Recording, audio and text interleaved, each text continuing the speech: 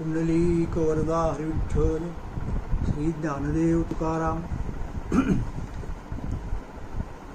नसरे लुटिता मागे बहुता जनी, नसरे लुटिता मागे बहुता जनी, जुनाट हे खाणी उघडिली, जुनाट हे खाणी उघडिली.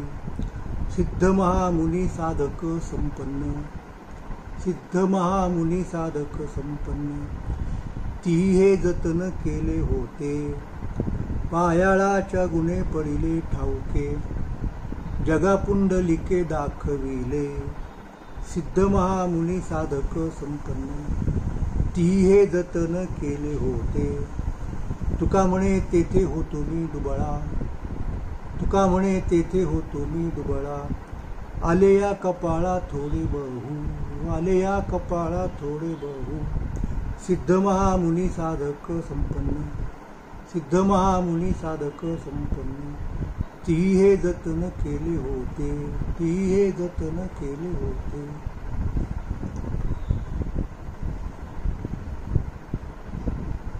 मी असं म्हणालो होतो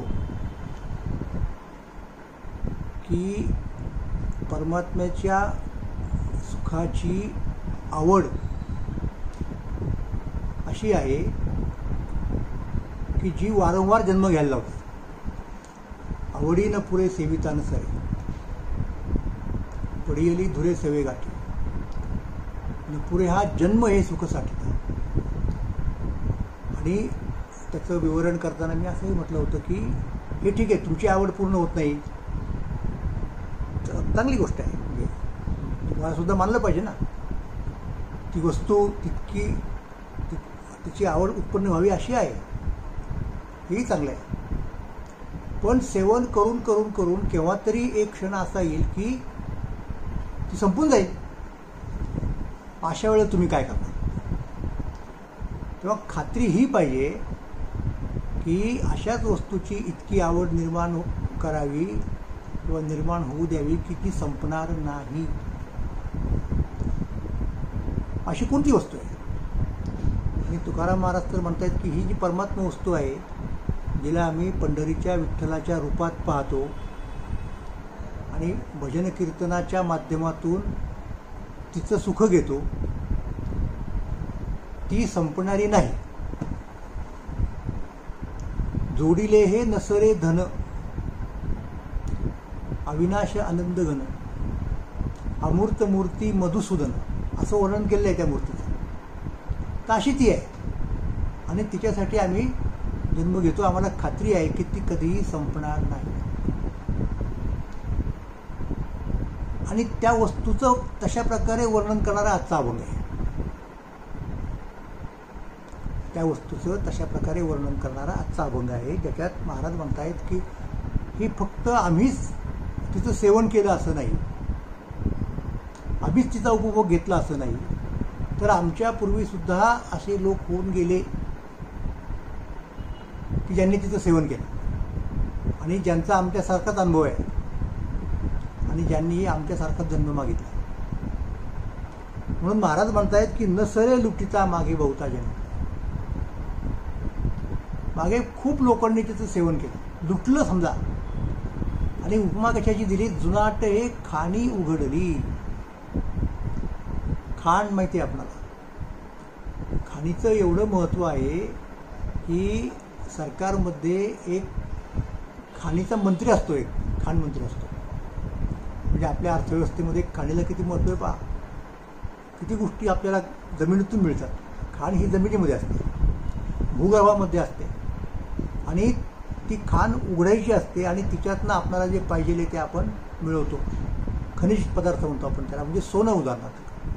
किती मौल्यवान आहे सोनं आपल्याला कल्पना आहे, कसे भाव वाढतात, सगळे अर्थव्यवस्था किती सोन्याभोवती फिरते वगैरे वगैरे वगैरे. पण सोनंच काय, अनेक गोष्टी आहेत. मॅंगनीजच्या खाणी असतात, कोळसा काय असतं, कोळशाच्या खाणी असतात.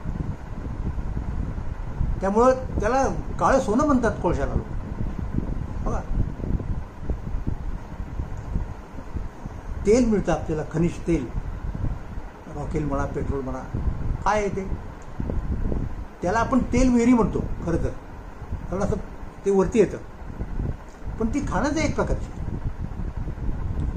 तसं महाराजांनी परमात्म्याच्या त्या विशिष्ट रूपाला खाणीची उपमा दिलेली आहे.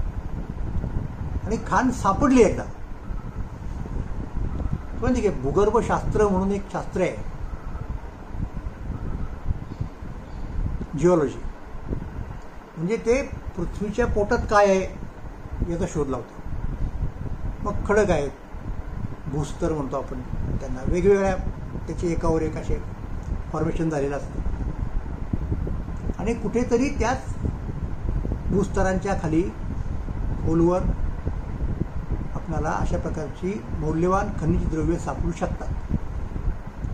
मग तुम्हाला कल्पना असेल की ब्रिटिश सरकारने ज्या वेळेला भारत जिंकून घेतला त्यावेळेला पहिली काय गोष्ट केली असेल म्हणजे ज्याचं लोकांना फार आश्चर्य वाटलं. भारताचा सर्वे केला. त्याला सर्वेक्षण असं नंतर आपण मराठीत नाव दिलं. त्याचं डिपार्टमेंटच होतं सर्वेचं. एक कामाला लावलेलं सगळं. इंजिनिअरिंग कॉलेज काढलं तर बऱ्याच लोकांना असं वाटतं की बाबा केवढे ब्रिटिश लोक चांगले आहेत, आपल्याकडे आले, आपल्याला शिकवलं. खरी गोष्ट आहे, आपल्याकडे ते आले ही गोष्ट खरी आहे, आपल्याला शिकवलं ही सुद्धा खरी आहे. पण ते त्यांनी शिकवलं ते आपल्याला शहाणं करण्यासाठी नव्हे. इथल्या लोकांनी शिकून त्यांची कामं करावीत आणि ती कामं अशी होती की शिकल्याशिवाय करता नाही येणार म्हणून शिकवलं. मग लोक इंजिनियर पण झाले. त्याला कामाला लावलं. कोणत्या कामाला लावलं की सर्वेक्षण करा.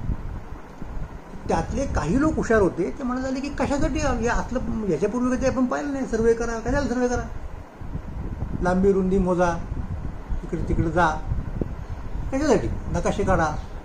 मग त्यांच्या लक्षात आलं की या माध्यमातून ब्रिटिशांना आपल्याकडे काय संपत्ती आहे, कुठे वनसंपत्ती आहे, कुठे खनिज संपत्ती आहे, त्याचा शोध लावायचा आहे आणि ती लुटायची आहे. खरं म्हणजे शोषण करायचं आहे, एक्सप्लॉटेशन करायचं आहे.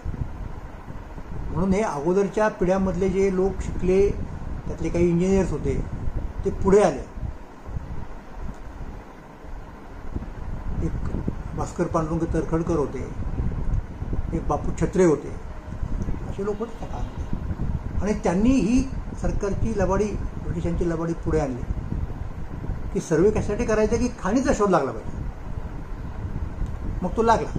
मग त्या ठिकाणी त्याने ती खाण उघडली आणि खूप संपत्तीची लूट केली, असं त्याचा अर्थ आहे. तर त्या खाणीची उपमा म्हणजे त्या मी वेगळ्या प्रकारची गोष्ट सांगितली ती विसरा. खाणीची उपमा म्हणजे खाण ही सापडते. जसं विहीर खणतो आपण, विहिरीला पाणी लागतं, तिथेही अनेक वेळेला सर्वे केला जातो, लक्षात घ्या. त्या प्रकारच्या उपमेकडे आपण नंतर येऊ. पण या पद्धतीनं तुकोबाराय म्हणतात की ही ईश्वररूपी खाण लागलेली आहे आणि ती याच्यापूर्वी अनेक लोकांनी लुटली. जुनाट हे खाणी उघडली, जुनाट आहे. तर कशी उघडली, कशी लुटली, कोणाला सापडली, हा तर मुद्दा आहे ना. आणि अशा प्रकारचे तुम्हाला इतरही काही अभंग महाराजांच्या गाथेमध्ये वगैरे सापडतात. त्यातला एक अभंग मला तुम्हाला मुद्दाम तुमच्या पुढे ठेवायचा आहे. तो असा आहे की जुनाट हे धन अंत नाही पार, खाता आले फार सरले नाही. हे जे धन आहे म्हणजे आता आपण या खाणीतून उपलब्ध होणारी संपत्ती म्हणूयात, त्याला धन म्हटलं. जुनाट हे धन अंत नाही पार, खाता आले फार सरले नाही. नारद हा मुनी शुक सनकाधिक, उरले अमुप तुम्हा आम्हा. बघा, अनेकांनी लुटली, अनेकांनी ते खाल्लं. कुणी कुणी खाल्लं आणि त्या धनाला अंतपार नाही. नारद, शुक, सनक या सगळ्यांनी त्याचा भरपूर काय घ्यायचा तो फायदा घेतला, लाभ घेतला, सेवन केलं. पण तरी सुद्धा उरले अमुप तुम्हा आम्हा. तो उभारायचा एक फार चांगला अभंग आहे. पुरोनी पंढरीये उरले, पुरोनी पंढरीये उरले. परमात्मा सर्वत्र आहे, परंतु सर्व ठिकाणी पुरून इथे उरलेला आहे असा त्याचा अर्थ आहे. आपण जरा पुरून उरलं म्हणजे तो व्यापक आहे की नाही आहे, पण सगळं जग व्यापून सुद्धा तो कुठेतरी उरलेला असतो, तो इथे उरलेला आहे. पुरोनी पंढरीये उरले, भक्ती सुखे सुखावले, उभे नीटची राहिले, करकटी न बैसे. आणि हे कर्तृत्व कोणाचं ते पुंडलिक राहायचं आहे. त्याचंही तुकोबर आहे उहापोह करतीलच. पण आता इथे काय आहे की शुक नारद हा मुनी शुक सनकाधिक उरले अमुप तुम्हा आम्हा इथून या धना खाती बहुत जन. अनेक लोक वाल गुंज उणे झाले नाही. गुंजवर सुद्धा त्याच्यामध्ये घट आली नाही. वाल गुंज म्हणजे ते एक पूर्वीच्या काळातलं माप असतं. विशेषतः सोन्याच्या बाबतीमध्ये ते लागायचं. गुंजभर सोनं म्हणतो आपण. म्हणजे एखाद्याच्या अंगावरती काहीच असतं ना, फार दरिद्री आहे, ते व्यक्त कसं करायचे लोक, गुंजभर सोनं नाही हो, हे कमीत कमी. तसं त्या सगळ्या याच्यामध्ये एवढी देखील घट झाली नाही. एवढ्या लोकांनी इतके दिवस ते काय सेवन केलं, काही झालेलं नाही. इथून या धनाखाती बहुत जन वाल गुंज उणे झाले नाही. तुका म्हणे धना नाही अंतपार कुंठित हे चार वाचा आहेत. त्या धनाला अंतपार नाही, अंत नाही आणि पारही नाही. अशा प्रकारचं हे धन आहे.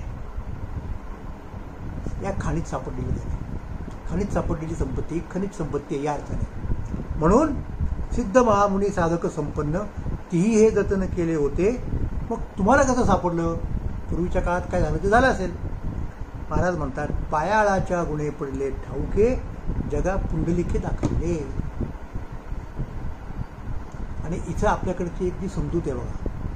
आता मी म्हणालो की ते ब्रिटिश लोक वगैरे जे होते ते शास्त्रीय पद्धतीने वैज्ञानिक पद्धतीने सर्वे करायचे आणि ठरवायचे कुठे काय आहे ते. त्या प्रकारचं शास्त्र ज्याला विज्ञान म्हणतो आपण तसं आपल्याकडं विकसित झालेलं नव्हतं. मग काय करायचे लोक सांगा? तर असे कोणीतरी लोक असायचे ज्यांना एक नाव होतं. म्हणजे विशेषतः पाणी जे बघतात आणि इथं पाणी लागलं म्हणून सांगतात, विहिरीचं पाणी, पानाळा. तेव्हा असा एखादा पानाळा आणायचा आणि तो मग फिरतो त्या सगळ्या शेतामध्ये आणि त्याला म्हणे संवेदन होतं पाण्याचं की इथे आहे पाणी. आणि तो सांगतो की इथे इथे ही ती जागा आहे, हे ते स्थळ आहे, तो स्पॉट आहे आणि इथे तुम्ही विहीर पाडा, विहीर खणा. आणि त्याप्रमाणे तो शेतकरी जो असतो तो तिथे विहीर खणतो आणि तिथे त्याला पाणी लागतं. आणि असं म्हटलं जातं की ही माणसं शक्यतो पायाळू असतात आणि त्यांना गुप्तधन पण दिसतं. म्हणजे त्याची एक संवेदना होते. जसं महाराज म्हणतात की ही पंढरपूरमध्ये अशा प्रकारची खाण आहे. हे कोणाला मुळं कळलं पहिल्यांदा? तर हे पुंडलिकाच्या मुळं कळलं. जगा पुंडलिके दाखविले. तर पुंडलिक हा जणू काही असा पायाळ आहे की ज्याला दिसलं ते गुप्तधन इथे खाण आहे आणि ती उघडायला पाहिजे हे दिसलं. आता इथे तुकाराम महाराजांनी पुंडलिकरायांच्याबद्दलचं एक वेगळंच काहीतरी सांगितलं आहे की जे नामदेवरायांच्या तीर्थावळीमध्ये सोपानदेवांच्या समाधीचा प्रसंग आहे पहा. तर सोपानदेव आणि विठ्ठल यांच्यातला संवाद आहे. तिथे श्री विठ्ठल आले होते, समाधी प्रसंगी होते असं नामदेवराय सांगतात.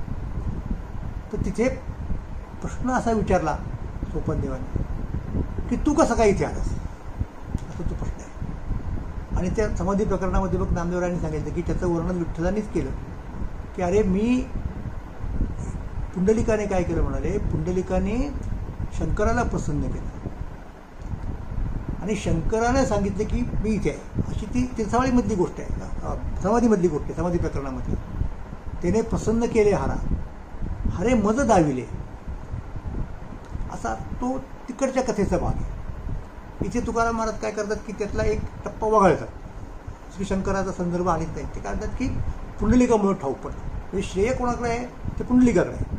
मग पुंडलिकाने कोणत्या पद्धतीने आणलं याच्याबद्दल लोक वेगवेगळ्या म्हणजे त्याला वेगवेगळ्या व्हर्शन्स असतात कथेच्या.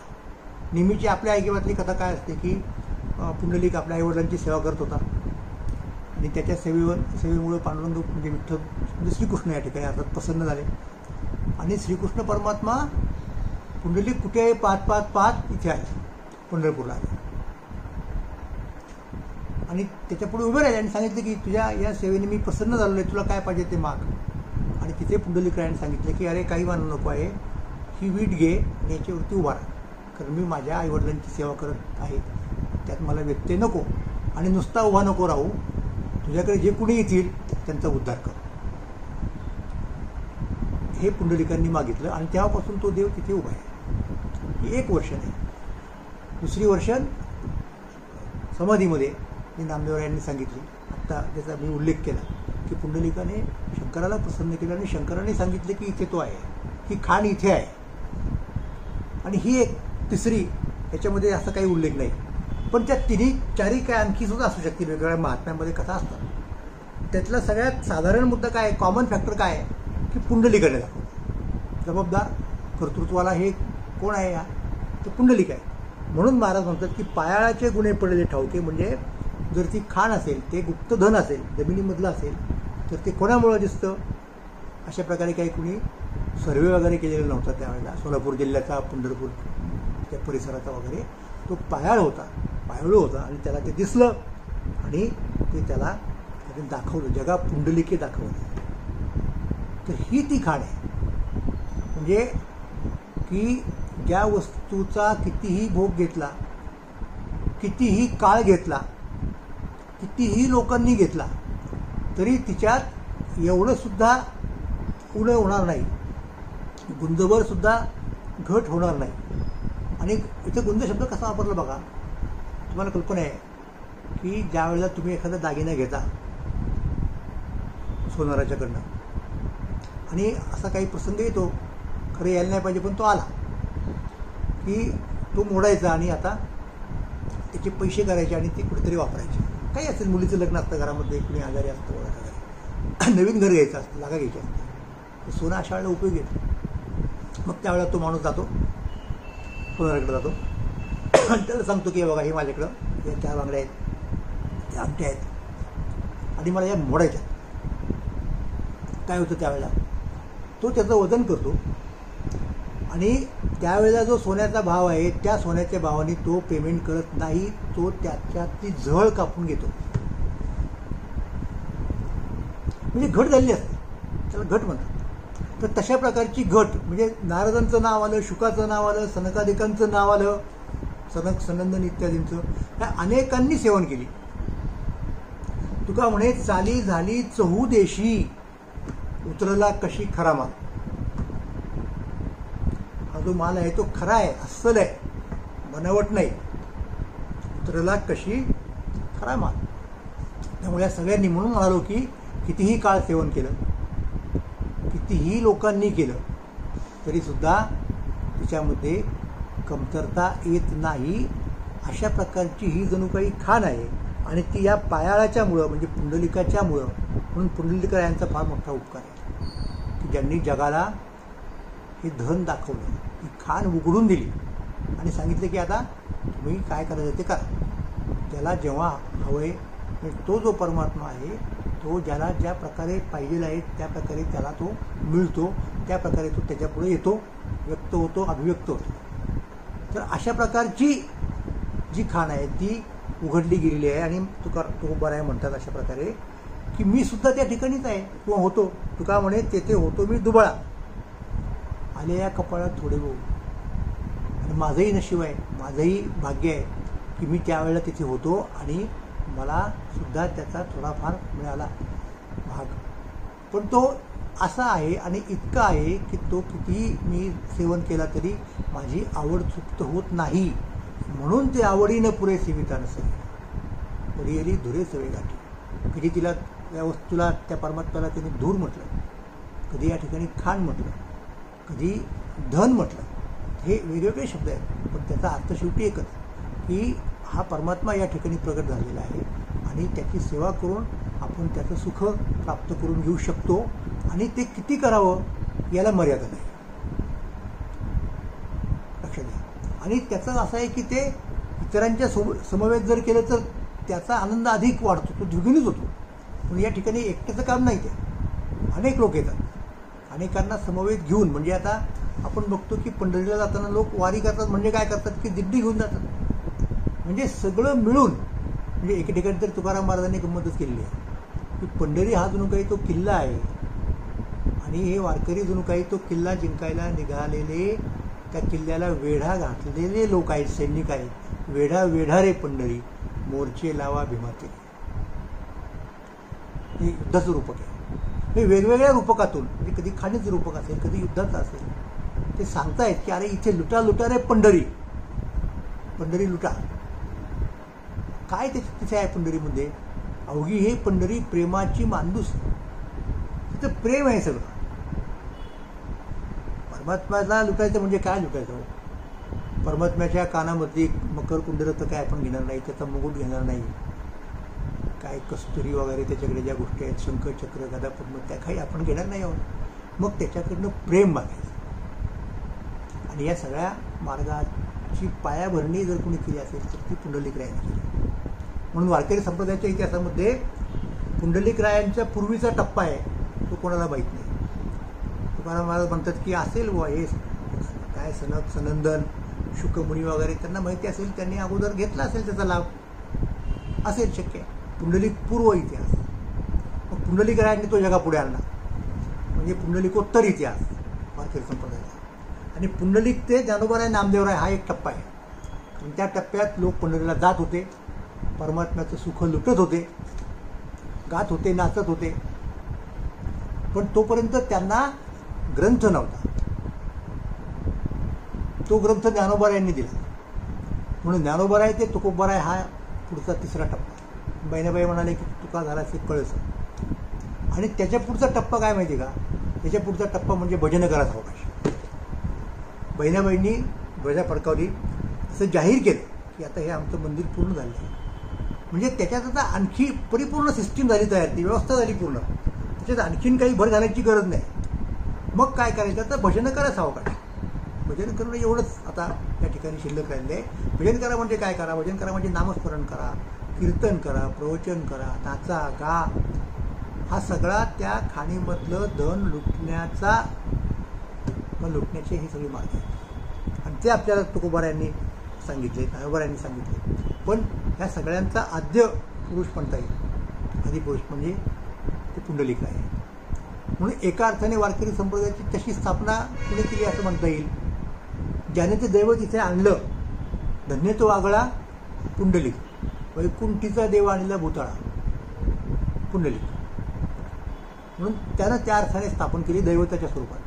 ग्रंथाच्या स्वरूपात ती ज्ञानोबारायांनी केली असं आहे. आणि त्या सगळ्याचा जो कळस आहे तो तुकोबारायांनी घातला. आणि म्हणून तुकोबाराय म्हणतात की तुका म्हणे तेथे होतो मी दुबळा. माझ्यासारख्या माणसाला हे कसं आलं असतं वाटायला, पण ते आलं. कारण की माझ्यावरती, आमच्यावरती, सगळ्यांच्यावरती पुंडलिकरायांचे उपकार आहे. म्हणून अशा प्रकारे हे जे सुख आहे, ही जी आवडी आहे त्या सुखाची, ती या जन्मात पूर्ण होणार नाही. पुढती आता हीची मागो, परत जन्म घेऊन आम्ही हेच मागणार आहोत. आणि तीच आवडी तृप्त करण्यासाठी परमात्म्याची सेवा करणार आहोत. आणि आम्हाला खात्री आहे की ज्या वस्तूला केंद्रस्थानी ठेवून हा सगळा व्यवहार आम्ही करतोय ती तिथेच राहणार आहे काय? ती तिथून कुठेही हलणार नाही. जुनाट दुगादीचे नाणे बहुता काळाचे ठेवणे, लोपले होते पारखेपणे ठाव तळणे चुकविला. आणि हे कुणी केलं? तर हे पुंडलिकरायांनी केलं. म्हणून पुंडलिकरायांचं महत्त्व आहे. म्हणून संप्रदायाच्या कुठल्याही कृत्याची सुरुवात पुंडलिक वरद हरी विठ्ठल श्री ज्ञानदेव तुकाराम अशी होते.